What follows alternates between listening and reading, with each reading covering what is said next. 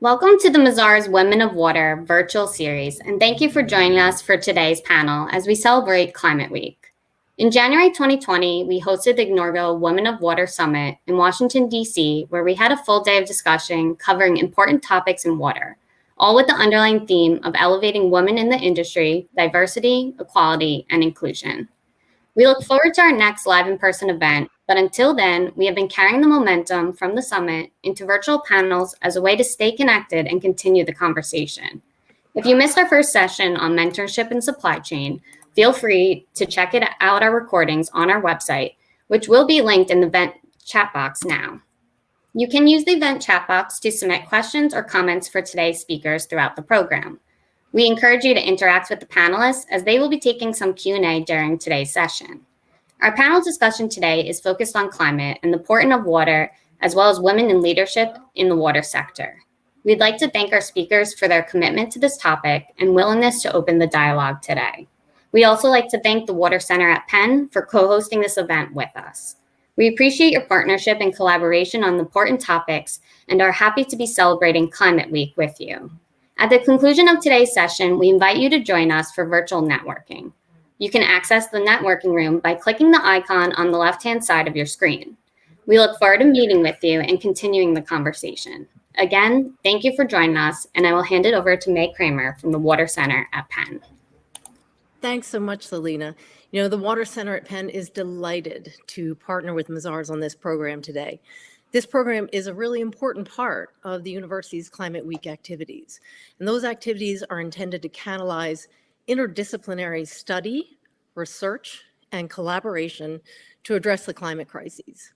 You know, when you think about it, every environmental challenge we face intersects with water in some way. We always say at the Water Center, water is the universal connector, and it really is. Every form of life depends on water to exist, as does our energy infrastructure, industry, and agriculture. So the Water Center at Penn, what we do is work on finding solutions to urban water challenges through our applied research. And we do that by aligning Penn's academic resources with our team's expertise to find solutions to water challenges on the regional, national, and even global level. I speak for the Water Center as well as Mazars to say today that we are absolutely thrilled to have Megan Hughes Schneider moderating this program for us. So a little bit about Megan. Megan, and I have to read, I'm going to tell you her bio is so impressive, I actually have to sit here and read it. So bear with me, please, but it's very impressive. Megan is a registered professional engineer who invests much of her time educating others about the importance of water, so certainly near and dear to the Water Center's heart. She's received numerous awards and accolades for her efforts. Megan currently serves in a client account leadership role with the center and is vice president on the board of directors for the Municipal Water District of Orange County, a wholesale water agency serving 3.2 million residents. Megan also owns Sevens Management and Consulting, a business strategy and utility management consulting agency. Today, Megan is president-elect of the California Water Environment Association and co-chair of the Water Environment Federation Board of Trustees Diversity, Equity, and Inclusion Subcommittee. But above all else, Megan is passionate about helping people, helping them, improving their communities, and preserving their environment. So with that, Megan, I turn it over to you. Thank you so much, Meg. I appreciate that. And I'm really excited to introduce some amazing women who will be joining us for our panel discussion. And I just want to give a warm welcome to all of our audience. I know you might not be able to see each other, but we're really excited to have you all here. We have a very diverse audience ranging from students all the way to senior executives. And what we're hoping to do is help spark some thoughts, conversations, and we encourage your questions. So throughout the session today, please be sure to type in your questions and we'll do our best to weave them in to our session. And if not, we'll also have a dedicated Q&A session at the very end. So with that, I just want to introduce to you some of our panelists. And so our first panelist I'd like to introduce to you is someone who is 2020 Woman of the Year, someone who's worked for organizations like General Mills, Universal Studios, Mattel. She's a Wharton grad. and she's the first female to serve as president of the Sonoma County Wine Growers Association, the first U.S. wine region that is 100% sustainable. With that, a huge shout out to Carissa Cruz, who is joining us today from Sonoma County. We have another panelist. She's someone who recently relocated to London. So we're spanning all the way from the California coast to the other continent in Europe. Someone who served as an unreasonable mentor, who has advised over 12 unreasonable companies. She was involved in ITT's spinoff into 3 publicly traded companies, Xylem, Exelis, and ITT. She's worked with organizations like Blackstone, Emerson, Norwegian Cruise, FedEx, you name it, she's done it. She is currently the Director of Investment Banking of the Industrials Group at Barclays, and we have Sucharita Dasa joining us here from the UK. We also have a proud dog mom and fabulous party hostess, not party, party, one of Georgia's top 100 influential women in engineering, a public works director from the city of Jackson, Mississippi, a former watershed management commissioner for the city of Atlanta, and today's chief operating officer and executive vice president of DC Water. We have the one and only Keisha Powell here with us today.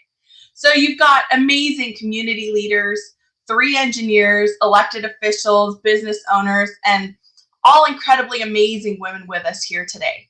And so we invite you to join us in a thought-provoking, honest conversation where we hope to dig deeper than typical talking points. And we want to help inspire you all to live and do things in a more intentional and impactful way. So thank you for joining us, and let's dive in.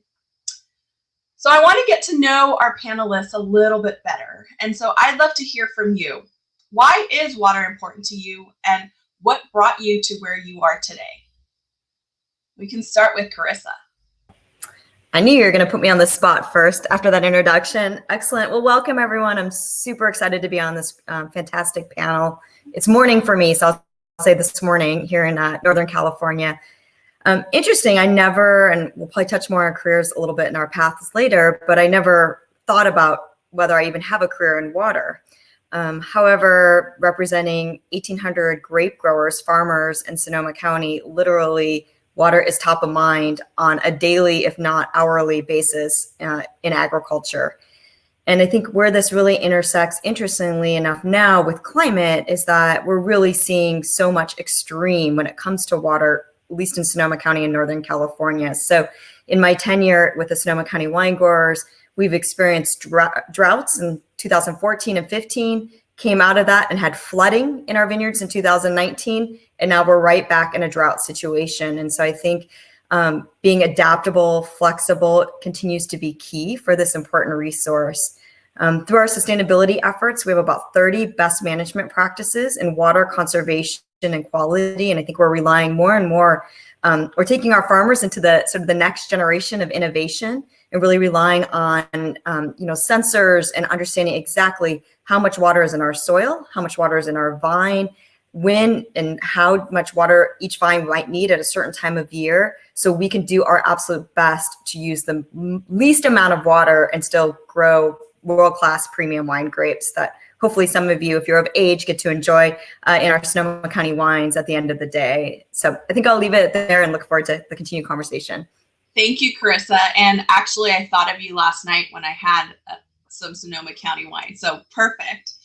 One thing that I really wanted to highlight is the importance of recognizing that water touches all industries, regardless of whether you're specifically in the water utility space. And so with that, I'd love to transition to Sucharita, who deals with water in a very different way than many of us do. Yeah, thanks, Megan. And really good to meet everybody. And good morning or good afternoon to everybody wherever you are. So for me, why water is really important, right? So I think Megan highlighted one of the deals that I worked on. This was a long time ago, I think 2011 or 12 timeframe. And we were creating, we were spinning off a business and industrial. I mean, my background is all industrial for the last 12 years.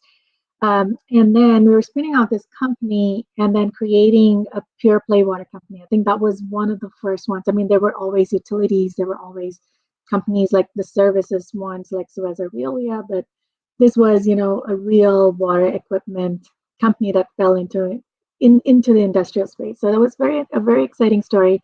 They've evolved a lot over time. So for me, that's what got me started in water, and I started to understand it's just not about moving water from one place to the other. That's what they did at the time. Xylem. I mean, today they're amazing, but that's what they did. And but it just connects the whole. I think Carissa probably mentioned this one too. It just it's the network of the entire economy, I should say. It's needed for everything. It's needed in manufacturing, goes into food, goes into growing food, and then cleaning. So it's there everywhere. You really need it. So what we do at Barclays. So I was in the industrials group. I think I do need to update my my bio, but still do the same thing. So cover all these water companies. We advise them either on M&A or capital raising. So that's how I fit into water. And we try to get like some of these emerging technologies, the capital that they need, to get to the next level and actually do what they disrupt what we are doing in the water sector today. So one of the things, in industrials, I focused a lot on water. Then 2 years ago, had an opportunity to move to this new group within Barclays called Sustainable and Impact Banking, and exactly I think what everybody's talking about here. So I started to see water as more holistic, not just treatment or utility or equipment, not just those pieces of it, but actually how does it impact climate? Because a lot of the water treatment, you use a lot of energy, and there are a lot of solutions today that can kind of reduce this energy to 50% or cut this down, cut OpEx, and finding real solutions. So we started thinking about it more on a holistic basis, and also bring it think about it more from an ESG perspective, because everybody thinks, oh, water means ESG, but then if you look at a lot of these treatment methodologies, they're nowhere close to being energy efficient. So that's how I got into water, and I feel that I believe that if every economy needs water, and that's what develops the economy. That's what gets you there. So that's why it's really important to me, and it's needed for everything, every day of your life. It's really we don't think about it because we have it, or a lot of people have it, but that's why I think it's really important. Yeah, and Sucharita, you touched on something that I know we'll dive into deeper on the water energy nexus and how water touches so many aspects of our lives that we don't even consider. And water being the thread of life that glues us all together, we'll move on to Keisha. Hi, and thank you again for having me. It is always a pleasure to join a panel of accomplished women that can talk water. It's a passion of mine, but water is important to me. The most consequential reason is because it's the only thing my dog can drink, or the only thing he should drink. And so I have a vested interest in making sure that wherever we have lived and wherever I have managed a utility, that we have safe, clean drinking water. But really, a career in water found me. I actually started out wanting to be an interior designer. In high school, my mother told me to choose another career because I already knew how to change my room around. So I chose a career in electrical engineering and went off to college. And then somewhere along the way, I realized that I wanted to really have a sustainable, meaningful career. And the internships that I was getting were in the environmental space, and specifically stormwater management. And that work really helped me pay my way through the last 2 years of college as a full-time intern with the city of Baltimore, doing stormwater management and erosion and sediment control reviews. And what I've come to learn in my career over the years, as I have delved into issues that touch on what we do and the infrastructure investments that we make, is that water really does sustain life. But as Sucharita said, it drives economies. For every dollar or every $1 million that we invest in our capital programs, it has a 15.5 job impact on the economy. There are other data points that show that, it is, the economies are really very dependent on water and the services that we provide. And there are so many touch points between what folks do in the world to something related to water. So I'm excited about the questions that are coming up. But I think what brought me to this point that I am at today in my career is the need to continually focus on addressing the challenges that we have right now in our communities, and understanding, as Radhika Fox, another woman in water, the assistant administrator for water for EPA, has said, that this is water's moment, and everything that we have to offer as a sector can help impact and improve all of the conditions that we have in our country right now, from racial inequities to climate resilience. I love that. I just want to say it again. This is water's moment. And I'll never forget Stephen Dubner's Freakonomics podcast episode, Does Doing Good Give You License to Do Bad?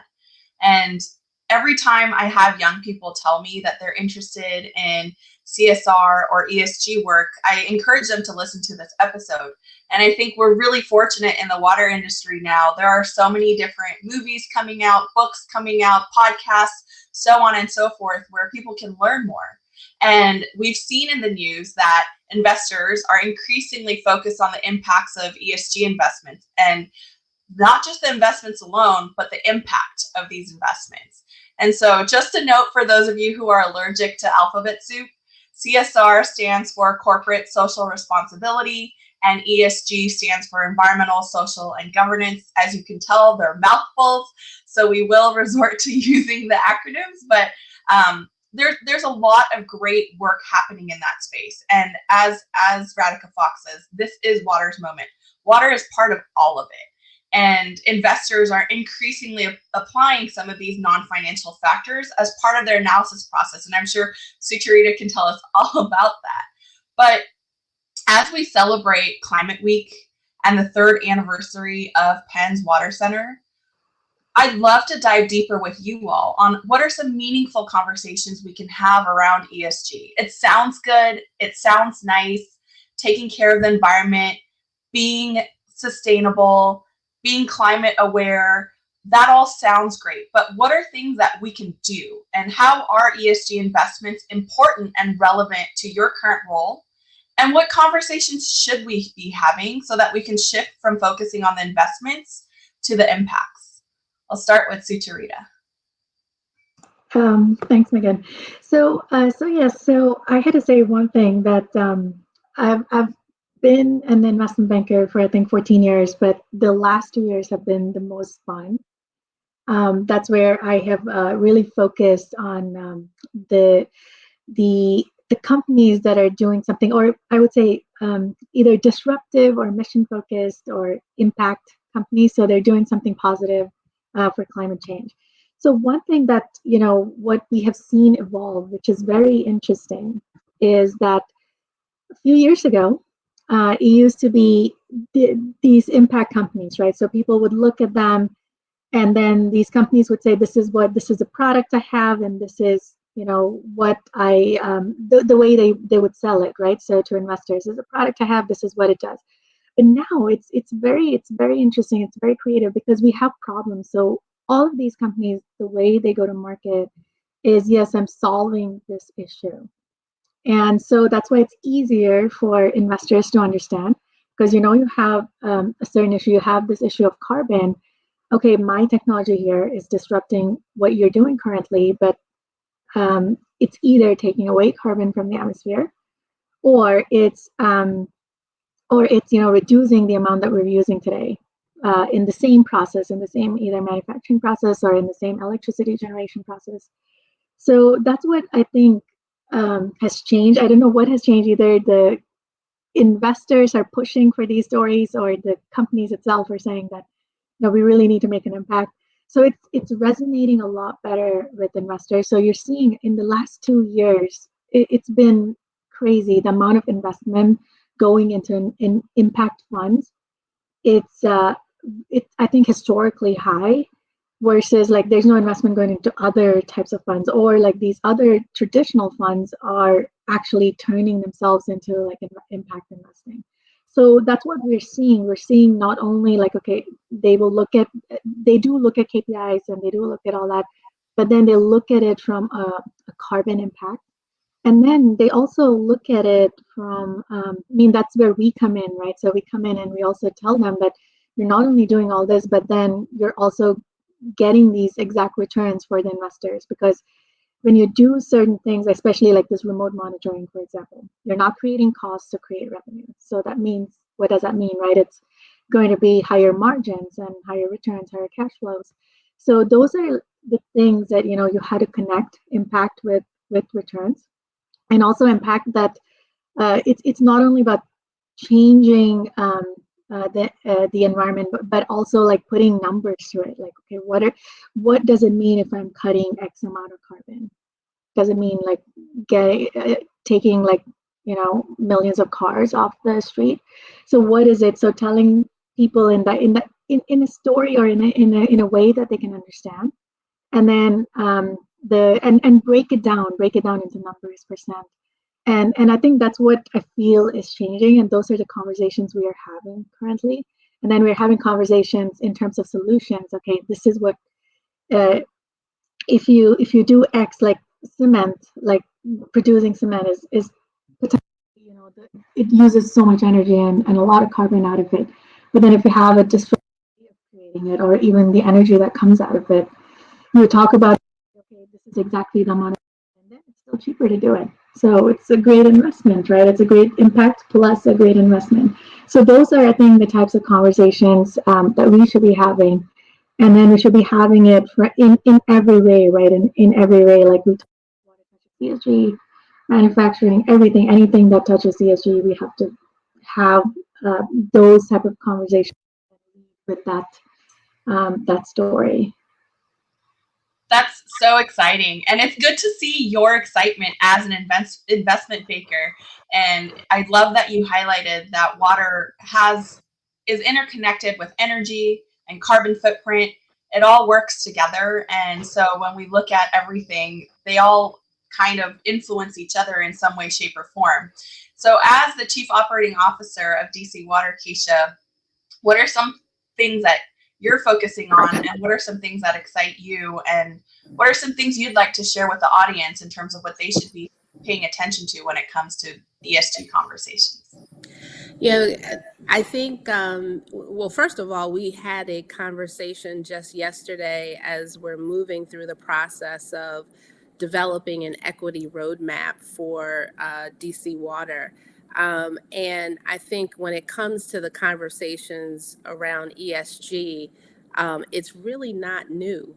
It's a package for things that we have been talking about and investing in, like climate resilience, like decarbonization or greenhouse gas emission reduction, as well as diversity and some of the other social, what I consider all outcomes of a focus on equity. And what we've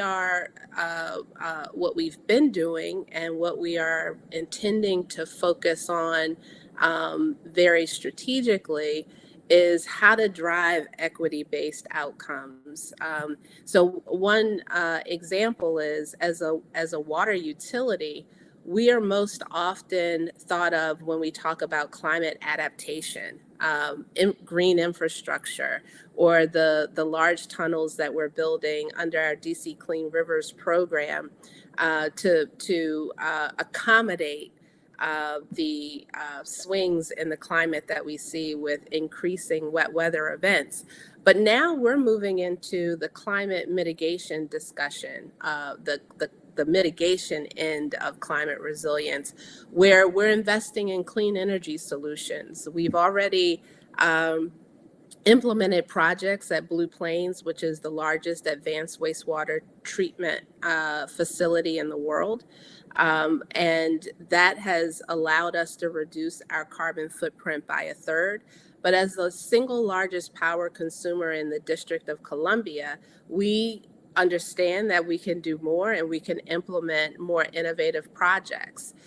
Just this morning, the team that has been working with Advanced Energy Group and other stakeholders in this kind of crowdsourced expertise task force has developed a clean energy project opportunity portfolio that we have prioritized by equity as well as decarbonization potential.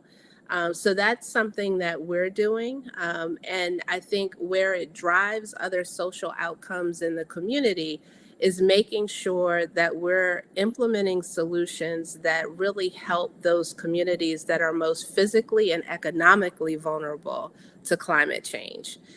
That is one of our primary goals, to make sure that we are driving participation for minority and women-owned businesses, and to make sure that, under our lead-free DC program, that we're helping those that may have had partial lead service line replacements or that may be more vulnerable to the impacts of lead in drinking water. So we prioritize that program by equity-based outcomes. So that's a little of what we're doing at DC Water, and just really believe now our finance team is talking to investors and bond rating agencies, and packaging everything that we are doing and putting it in the perspective of ESG so that we can more readily communicate how we're achieving each of those principles. There was so much that you just shared, Keisha. I think we could talk for hours and just dive into a lot of what you just talked about. But one of the things that I really wanted to highlight was, the fact that ESG, environmental, social, and governance, they're not separate things. They are so related, just like water, energy, and carbon footprint are so interconnected. And so oftentimes we hear environmental issues are social justice issues, and all of those have to be addressed by governance. And so proper governance is key to making sure that we can address a lot of those environmental and social issues, and diving into that and recognizing the holistic nature of the work that we do. Not only do we all need water to survive, and not only do we all need water in our communities to help our economies and to help our civilization as a whole, we really have to think about it together. And Carissa and I know better than anyone that to move water from one place to another in the state of California is one of the biggest energy users in our state. And then, as Keisha mentioned, at wastewater treatment plants, I was actually just having this conversation with someone yesterday. We use so much energy in our wastewater treatment process, and yet it's necessary for us to be able to then recycle that water and reuse it or release it back to the environment in an environmentally conscious way. And one of the other things that I think we often think about is when we think about thinking about climate change and taking actions that are supportive of the change in our climate, but also trying to be sustainable, we often think it's all one and the same. And I think where Carissa has some great stories to share are how nuanced even that conversation can get. So we'd love to hear from you, Carissa. Absolutely. Thank you. So I'm a little more, I would say, boots on the ground than our or everyone else on this panel, just given sort of how tangible actually representing farmers is on sort of a daily basis. And I think what's interesting is just the evolution. I mean, now we're talking about how important it is to, from an investor to a consumer standpoint, to think about, where products come from, what are companies doing, are they being good actors and good, good citizens and good partners in our community. For us, it was interesting back in 2014 when we made our sustainability commitment and kind of put a stake in the ground. No one was talking about sustainability, at least in the wine world. And now you fast forward 6-7 years, and it's like it's just a normal part of the conversation. And I think that really tells the story of how important it is to think about the practices. And so some of the conversation we had that's a little nuanced for us as we had our sustainability commitment. And then a couple of years ago, we started working on a really climate friendly farming practices and certification. And I think just the nuance that's interesting is that sometimes right now we're in a drought, and sometimes what is great for water conservation in our vineyards is actually the antithesis of what supports our carbon sequestration and greenhouse gas emissions. And so I think there's always this tug as we look at sort of the impact of climate increasing and being more extreme about how do you find balance and find that net positive behavior when really making trade-offs over and over again. And I just use the example, a really simple example that maybe folks can picture. But if you think of a vineyard, beautiful vineyard, and we're in harvest, so it's a beautiful time out here in Sonoma County. Between the vine rows, often you might see mustard growing or vetch beans growing. That's a fantastic way to actually, support the climate because you're supporting more carbon sequestration. You're providing nutrients very naturally to the vines. However, in a drought year, all of that cover crop is actually competing for water resources in the soil. And so our farmers are like, do we impact our climate or do we have water conservation? And so again, it's just that tug of war we play with how do you be sort of softer on the land and really, manage your resources and natural resources to the best of your ability. And I think unlike the investor standpoint, what's interesting for us in wine is we made this commitment because it felt right. Our farmers were excited to really sort of take their farming practices to the next level in terms of sustainability and conservation. But throughout this, as we've learned, we kind of have this interesting maybe responsibility and opportunity because wine is something that ends up in consumers' homes. And it's something folks become loyal about and they think about it. And so we now realize that we have a unique role in taking something that might be hypothetical that you can't touch and feel and experience and actually putting it in someone's hand and saying, think about what's in that glass. That's agriculture in that glass. And there's, trade-offs and practices and thought leadership going into that glass of wine that, at the end of the day, if you just enjoy it, fantastic. We want that too. But if you really want to dive in and think about it, and I think COVID actually, interestingly enough, provided an even bigger backdrop for folks really thinking about where does their food come from? Where does their water come from? How do we really protect our resources? And so I think that's been what's fun. We're not on sort of the world stage in terms of investors coming into our region, but on a daily basis, consumers are investing in the choices our farmers are making and the practices that they're doing to create that product, and not just in wine, but I think in a lot of our consumer goods space. So that's I think the fun part is to really bridge that and make it accessible. And Carissa, I so appreciate that story because it's such a vivid example that we can all recognize and relate to. And I think that's what's so important is we need to have these nuanced conversations and deeper dives. Generalizations are great. They're great to help people catch their attention and get them intrigued. But then we have to pause and have these deeper conversations to truly understand how we can help influence policy, to truly understand how we can develop better partnerships, dive into more research to help inform our decisions, and to help us make sure that we're charted on the right path for success. And on that vein, so often, I know many of you can relate, we'll hear, we've come such a long way, even in getting women in water, right? We see a lot more women in STEM programs in college. We see a lot more in the industry. We're seeing more and more female executives.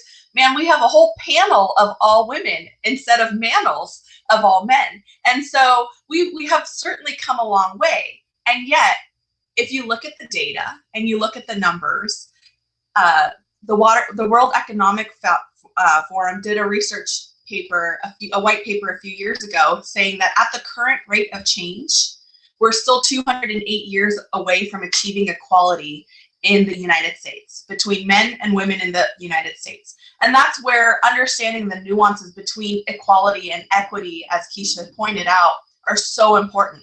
And then when we look at the water workforce, the Brookings Institute published a report showing that even just a few years ago, with all the progress that we've made, the water workforce is still 85% male and over 2/3 white. And so, as we know from our most recent census, this does not reflect the communities that we serve. And all of us, whether we work directly in the water industry or in water adjacent roles, like Carissa and Sucharita, we're all still in very male dominated worlds. So how can we as female leaders help make a positive impact? And why is it important that we continue to create opportunities for other women? We'll start with you, Keisha. Well, Megan, that is the $1 million question, to be honest with you. And I honestly, after a discussion that I had this week, and I have a lot of discussions and meetings, you could tell, but it really dawned on me why we have the situation we have where there is still such a gap, and why it will take so long for us to reach a state of equality. It is because the networking is different. The requirements to climb the career ladder are different.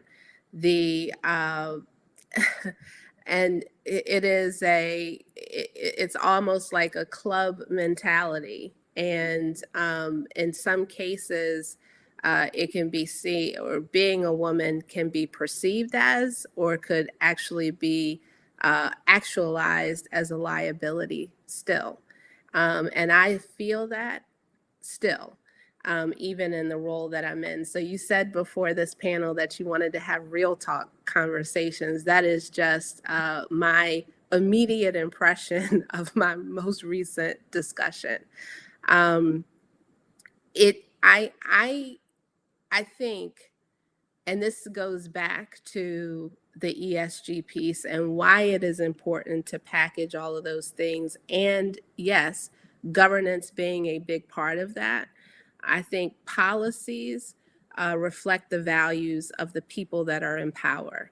And the only way to change and really make an impact in our communities, really make an impact in our places of work, is to have people in positions of power that can really impact and make a difference in how we are staffed and who is at the helm, who is engaged in the work, and who is serving the communities and making sure that the team reflects the communities that we're serving. And so in my role, certainly here in DC Water, but in previous roles as a commissioner in the city of Atlanta and working in Jackson and in Baltimore and other places, I worked in London. My goal has always been to be intentional about having women on the team that can demonstrate that we should be there. But the problem is we have to go above and beyond our male counterparts and demonstrate not that we are so much better or smarter or more compassionate or more thoughtful or more prepared, more equipped to be where we are.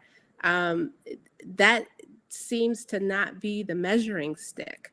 But once the door is open to one, we have to be intentional about making sure that the door remains open and figuring out how to network to allow others to do the same.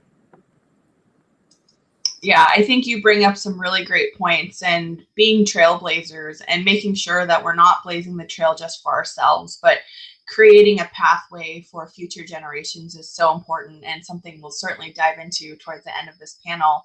But, I think one thing that you said that really stood out to me was, well, there were a lot of things that you said that really stood out, but one of the things that really stood out was just the whole intentional piece. It's not something that just happens. We have to be intentional about it.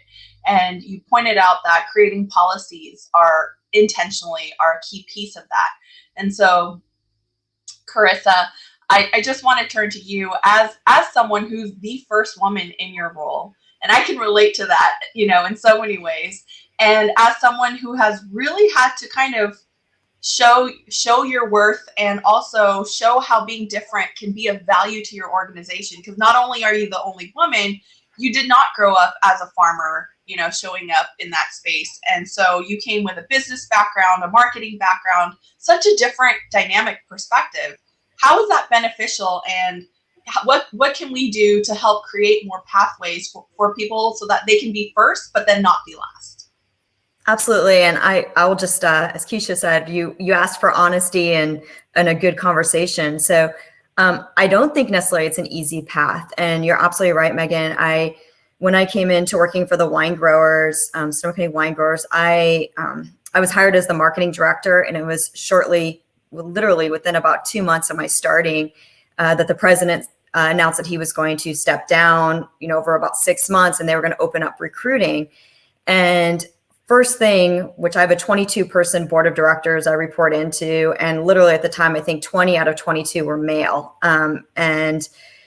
The chairman said, all right, we're going to open this up to like a national global search to hire this replacement. And my predecessor, Nick, wonderful man, PhD in plant science. Here I am, MBA in marketing. And, we couldn't, again, I think both a passion for what we were doing, but couldn't be different approaches. And honestly, I had to hustle. And I think there's two things my takeaway is like, don't be afraid to hustle, and don't be afraid to ask for what you want. Because I think as women, often we don't have the confidence just to put out there what we believe we deserve. And so I had to do just that. As an example, I literally, as soon as the announcement was made, I made an appointment to have coffee, wine, lunch, chat, whatever, with every single board member. And I asked for the job. And I said, I know you don't know me. I'm like 6 weeks in, and this is crazy, or 2 months in. I haven't proven myself yet, but give me the chance. And then I went back and I delivered and wrote, the business plan and a marketing plan, and showed up and demonstrated that I had what it took. So I had to ask, and then I had to follow through. And I think as women, we're good at the follow through, and I think we're even good at the hustle, but asking for what we want and what we deserve, I think is the hard part. And then once I became in this role, and I think the intentionality that Keisha was mentioning, then I had to follow through, right? And so I'm really proud of the fact, and to the point sometimes my board is like, do you interview men? But I just happen to have an all-female team. And as it evolved over time, and they're amazing women, and I really try to support their leadership opportunities. And then since then, I've been intentional in really trying to bring more female leadership onto the board. So our 20 to 2 split is now around 14 to 8. So we're really trying to bring that sort of female influence and just decision making, and not just because it's nice to work with women, but because it actually provides real value back to the organization and our thought leadership. And so that's really what I've learned. So I think you can't be afraid. You got to go boldly still, and then just live it and work it. Yeah, I mean, I think it's so important to recognize that you have to say it. You can't just want it. You have to say it, because you have to tell people, and that will also gain you supporters and advocates to help get you there. And so I think that's such powerful advice. And Sucharita, I know in your world, there aren't a lot of women. And, we've seen so many articles talking about how even as female entrepreneurs, it's hard to get funding because there aren't a lot of venture capitalists who are looking to, who are female. And so how can we bridge that gap, and how can we help create, more opportunities for female entrepreneurs, leaders, businesses in the water space? Yeah, so I mean, I have a slightly differentiated view, right? I mean, completely agree with what both Chris and Keisha said. But the way I look at it is I feel that, okay, we have to change ourselves. Women have to change ourselves. We're different. But then I also feel that there's element of education for the others. At least that's what I have seen. Because the way maybe it's subconscious, I don't know what it is. Because when we sit around in the roundtables, either in investment committees, like when there's a woman CEO of a water company, or any other ESG disruptive company, right? Or if we're looking at even women colleagues, for example.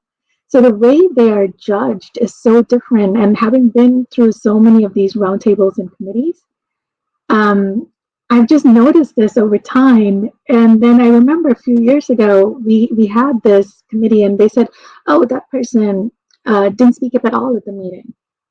So I told them, wait a minute, guys, can you stop? Because would you say that about this other male person or CEO? He didn't speak up at all, or he didn't say something in the right way. And then they talked about it and said no. And I said, but look at this other person. All of the things you told this female, he did exactly the same thing or even worse. And we never caught those points, but we were catching something else because we do all these dry runs with CEOs and with all our companies before they go do their presentation with investors, and then we also do the same thing with all our interns coming in and our female colleagues, and I see it all the time in these roundtables that the way women are judged and given feedback on are so different. So that is like one thing it just hit me when I saw that happening in 2 or 3 roundtables. And when I was a junior banker, it was hard for me to see that because I was never part of that roundtable. And then when I started getting to be part of it, so I think the first thing I would say is stay in it. Stay in it. And then even if it's hard, stay in it because that's the only way you can make change.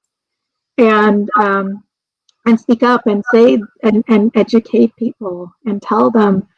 And you don't have to change yourself all the time because a lot of time people would tell me, oh, read the headlines of the sports so you can talk to the clients. I don't do that anymore. I probably used to do it as a junior banker, I don't lie.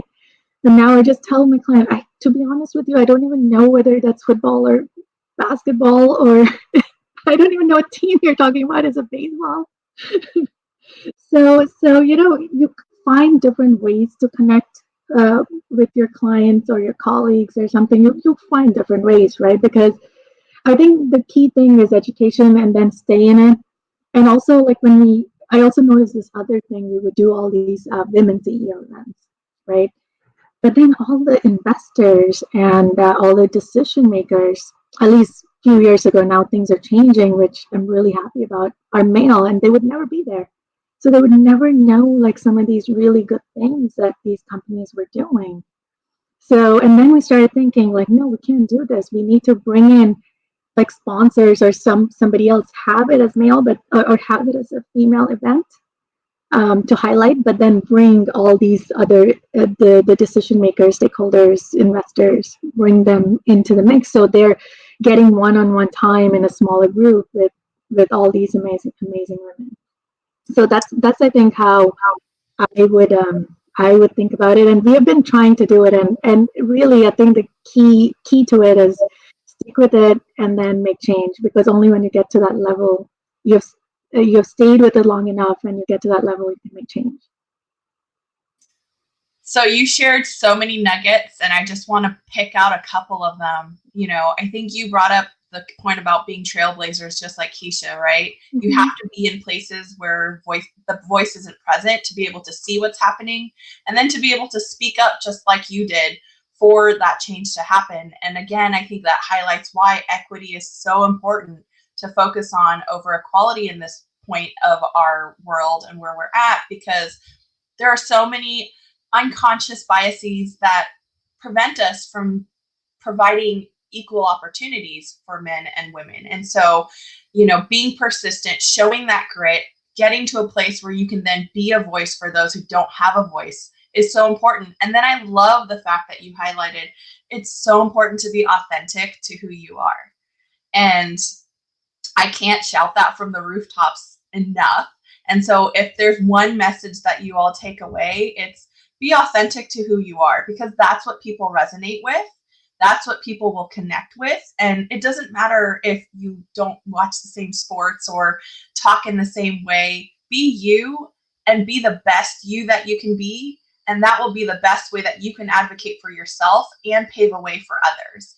And so the other thing that you brought up, Sucharita, I think that's really, really important, is that we need male allies. There is a place for you men to play a role in achieving equality for women in the water workplace, in any space. And it's simply, there's much research to show this, but I think this is the simplest way to kind of explain it, is when you're a male ally and you speak up for women who are not at the table or don't have a voice at the table yet, you are considered an advocate. When we as women speak up, even when we are in positions of power and influence and we have a seat at the table, we're still labeled as activists. And I'm learning to embrace that. And there's a proud panel of 4 female activists here, but it's very difficult to help create lasting and sustainable change when we don't have male advocates on our side. And so I think it's really, really important to recognize that we do need to have everyone at the table, but we also need to help create voices and space for those who are not at the table in a very authentic way. And part of that also involves doing a lot of self-work and looking within yourself. And since I asked all of our panelists to kind of share their vulnerabilities, I'm also going to share. You know, as a daughter of immigrants, I wasn't just afraid to say what I wanted in my life or in my career just because I'm a female, but also as a daughter of an immigrant, as a person of color. When I say something that I want something that seems aspirational or high, it's often viewed as selfish or presumptuous. And so then you just stay quiet. And I was just recently reading a memoir of another daughter of immigrants, and she was saying how anytime she would share her career goals with people, they would look at her and say, "You're crazy. You know, how can you ever get there?" And she did all that and more. And so I think it's not just about being able to speak it, but also doing the self-work to be able to also recognize why it's difficult for you to say some of those things. So with that, you know, as we're all here, particularly with STEM backgrounds, and we love numbers and we love research and data, I just want to share with you all another piece of research. So Harvard Business Review just had an article not too long ago with research backing, showing that adding women to the C-suite changes how companies think. And research has shown that firms with more women in senior positions are more profitable, more socially responsible, and provide safer, higher quality customer experiences, among many other benefits. And so oftentimes when we speak about achieving equality, when we speak about equity, we often think, well, what do I have to lose for someone who's historically underrepresented to gain something? And that's not how we need to look at it, because you have to adopt a growth mindset about it. Just like Carissa taking this position of influence and power enabled her organization to grow more dynamically and have more influence and be perceived as a much more reputable organization. So then it's not just, you know, people splitting, the 4 of us splitting the same pieces of a pie and saying, well, Keisha, you're going to have to lose some so that Sucharita can gain more. It's when we are able to provide more equitable opportunities for all of a sudden we now get more because our pie gets bigger. And so Keisha doesn't have to lose something for Sucharita to gain something. And Carissa doesn't have to lose everything for the rest of us to gain something. We all get to gain more. And Goldman Sachs had a really wonderful white paper where they showed that making investments into 1 million Black women had X, Y, and Z positive impact on US GDP, on jobs, and the economy as a whole. And so tying all that together, as we think about the next generation of leaders, this is for you students in the audience and for you leaders in the audience who can help empower these students. What are some words of advice that you'd like to share? Any final thoughts, words of wisdom, things to ponder? And we'll start with you, Sucharita. Yeah, I think given we're at a water panel and at the water center at Penn, I think I would say that to everybody that water has it's a great career, anything to do with water, because it, like I mentioned before, just bringing that back, right? It touches everything. So, for example, you could be at a semiconductor company or an Intel, for example, or you could be at um, a food and beverage, or you could be at a fashion company. Water touches everything, and you don't really have to do anything directly related to water. If, for example, what Chris are doing, that's so amazing. I would not know it's water, but then it touched that. So in fashion, you use a lot of water for printing, and then there's a lot of wastewater that comes out. There are so many disruptive companies that reduce this amount of the wastewater, or they don't even use water for printing. So those are still types of career that link to water. So any industry of your passion, there's always a link to water in there. So, and I think about it creatively, and there's always a spot, and you can always still do what you want to do without having to be at a water utility or a water utility professional. I'm not nothing against Keisha, but there are other water opportunities out there.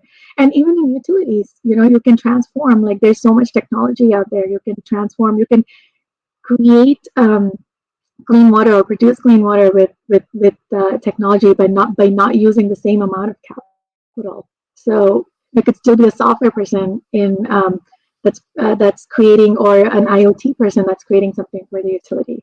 So I would say don't shy away from water. It's not difficult.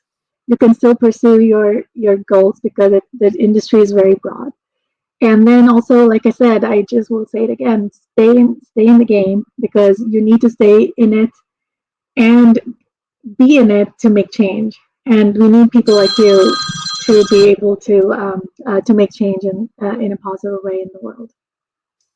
So true. And I know it's so cliche, but water is life. And so even in water utilities, there's rules for so many people beyond just engineers and scientists. And, whether you're a lawyer, a graphic designer, a computer scientist, there's a place for you. And then, as Sucharita mentioned, every industry is touched by water.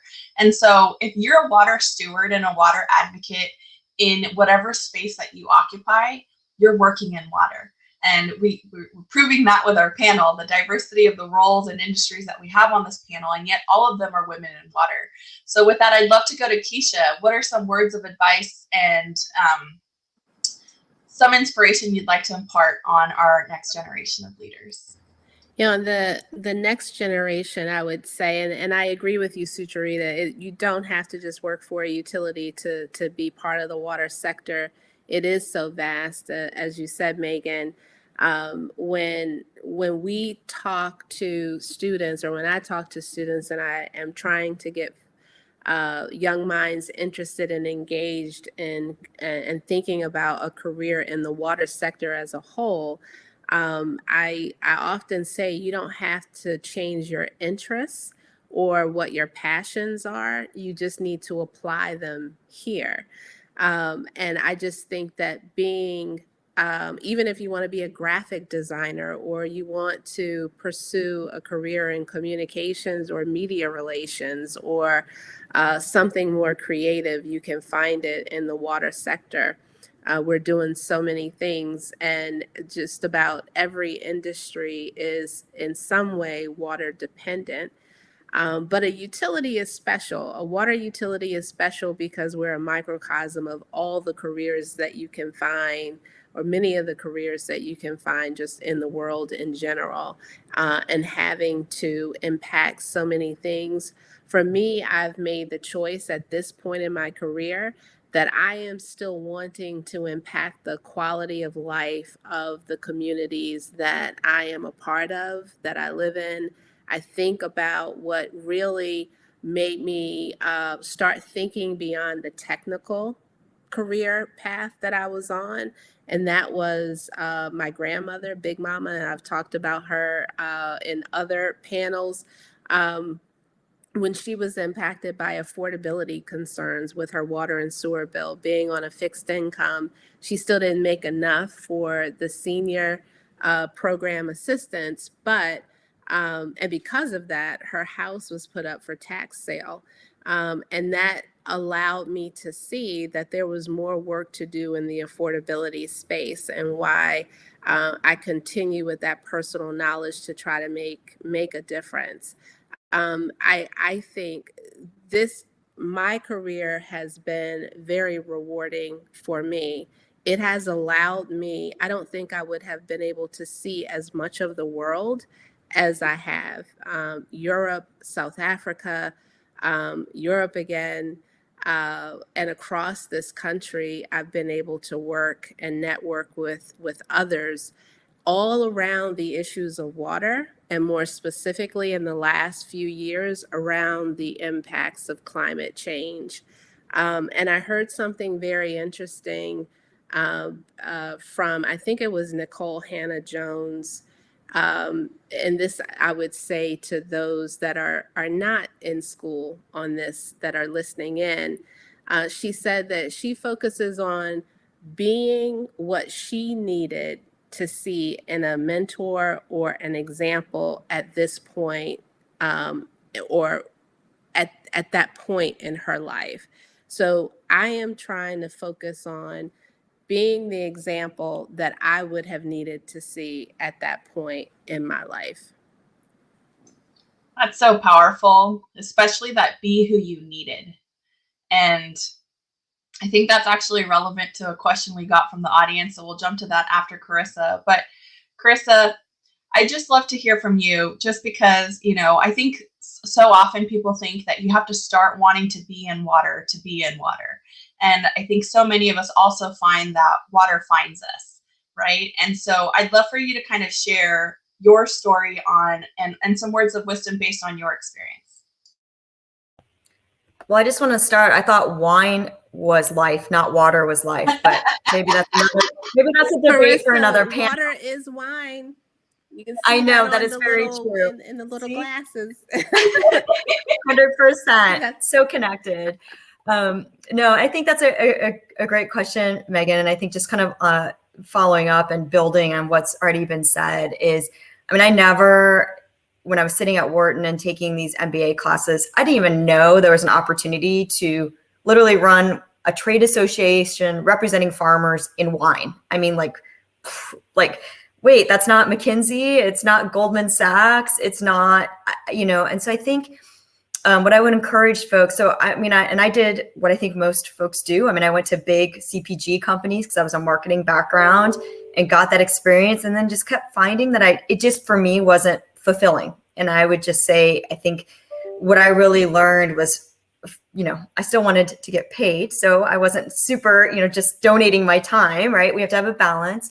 But I really did take the risks and allowed myself to take career risks to keep moving towards sort of unexpected careers. And I would just encourage everyone, whatever phase you're in your career, but especially if you're coming out of undergrad or MBA school, is that it's okay to not do the typical, put the time into doing some additional research, and really find those things you connect with. And I sort of laugh because, everyone says, oh, the 80-20 rule, and I kind of use that. If you like 80% of your job and 20% you don't, okay, you're good. I sort of blow that out of the water. I'm like, I like 99% of my job, and there's 1% I deal with, and it just kind of a daily, I want to love what I do. And what I learned is from the environmental, how does a marketing person make an impact on the environment? It's through these unusual sort of paths. And so I never in a million years thought that what I would do would make this impact on our water resources and conservation and farming and soil health and carbon emissions and all of these grand ideas that impact the world and our communities. But by doing something I love, I think you can really make an impact, small or big, in your community. And so I would just encourage folks to continue to find that passion and find that career path. Again, so much to unpack there, right? But I think what's so important, especially for those of you in the audience who are also serving in mentorship roles, Carissa took risks. She took uncharted paths and territories. And and look where she ended up. And so oftentimes I think, especially for those who are risk averse in the water industry in particular, we like to give advice on traditional career paths, and the game changers and the people who are making an impact could oftentimes come from unlikely places. And so I think, especially as you're looking at your career path as a young person, don't be afraid of not knowing where you're going. And then as you're a mentor, don't be afraid of not knowing where your mentee's going. You know, I think part of the value you can provide is in supporting them in that exploration and being there for them as a homing place to get feedback and support, but also helping them explore things that might have been outside of their circle of influence or even yours. And so with that, we'd love to encourage your questions. We have a few minutes for questions, answers, and no question is too personal or too deep. We welcome it all. And we have a wonderful question from Wendy Wilkes in the audience. She asks, how do you have a conversation with your boss or leadership about their behaviors that are microaggressive? I find peer-to-peer to be easier than when there is a power differential. And I love Keisha's Be Who You Needed. And I think Carissa might have a quick example to share. Yeah, so I'll just jump in, and I think every situation is really different. And I think it goes back to what we've kind of all said about being yourself and having confidence in who you are and what you're bringing to the table. For me, frankly, I had an issue. I mentioned I had a large board of directors. I had a certain director, male, who was very dominant in our conversations and didn't always make me feel great about what I was doing. I'll put it that way. And I found in what I did to sort of work through that is I actually went to other board members who he was, I want to say peer-to-peer, but also had kind of a friendship and relationship and frankly, mutual respect of. And I leaned on them to be that support and make the change in the boardroom that I needed and to create the space then to have a more open conversation. And so I think we've talked a lot about having, male advocates and allies for us. I think that's true in that conversation, at least in my example. So I know it's not always maybe that cut and dry, but for me, that was one of the paths I took when I kind of was confronted with that. Absolutely. I think that's a great example, Carissa, and really showcases how you can take it beyond just you and that person and bring in a third party to be an advocate and also a different perspective so that it doesn't become personal. And so I think that's really, really great advice.